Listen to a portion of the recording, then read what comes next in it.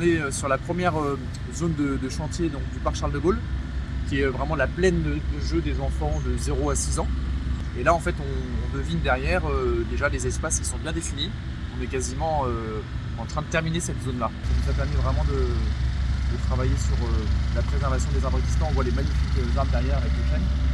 Voilà, donc première phase quasiment terminée.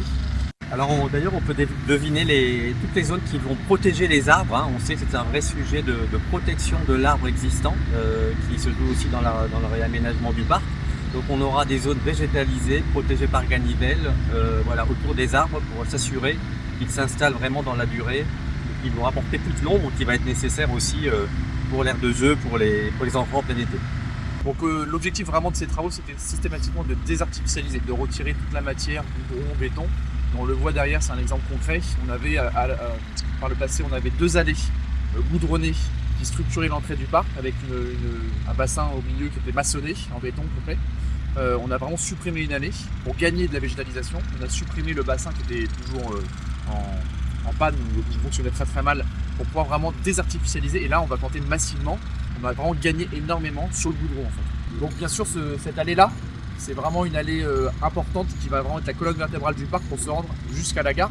Donc ce sera aussi une allée qui sera bien structurée, bien dimensionnée pour pouvoir circuler massivement à pied ou avec son vélo ou sa trottinette à basse vitesse.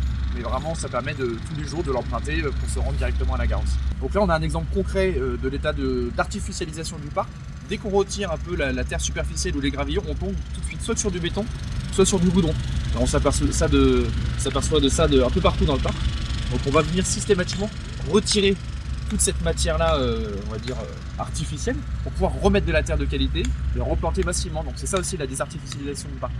Donc là c'est la fameuse phase 2 des travaux du parc, dans laquelle on va créer en fait devant une ancienne crèche de la ville, un restaurant au rez-de-chaussée, avec après un espace coworking.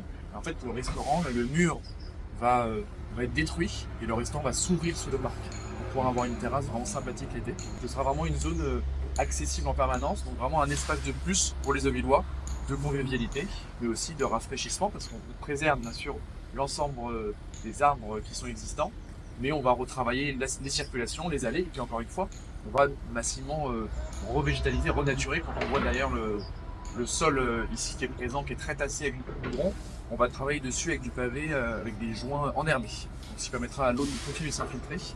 Donc c'est vraiment une zone du parc, on va dire, on est à la rencontre entre la ville et le parc. Pour avoir un usage un peu plus intense avec des terrasses, mais en même temps très arboré, très végétalisé. Donc on rentre déjà dans le parc. C'est vraiment tout l'enjeu de cette zone-là. Le portail d'accès depuis la rue Charles de Gaulle est maintenu. Voilà, c'est un portail historique, un peu marqueur de l'entrée du parc Charles de Gaulle.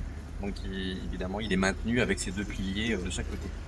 Donc tout ce travail d'aller chercher vraiment à retirer le goudron, le béton, toute la matière inerte du parc, c'est vraiment ce qui nous permet de désimperméabiliser massivement le parc et dès qu'il pleut en fait d'infiltrer la parcelle. Il faut savoir que jusqu'à aujourd'hui, près de 6000 m² du parc renvoyaient les eaux de pluie dans les réseaux d'assainissement, avec du coup les difficultés qu'on connaît.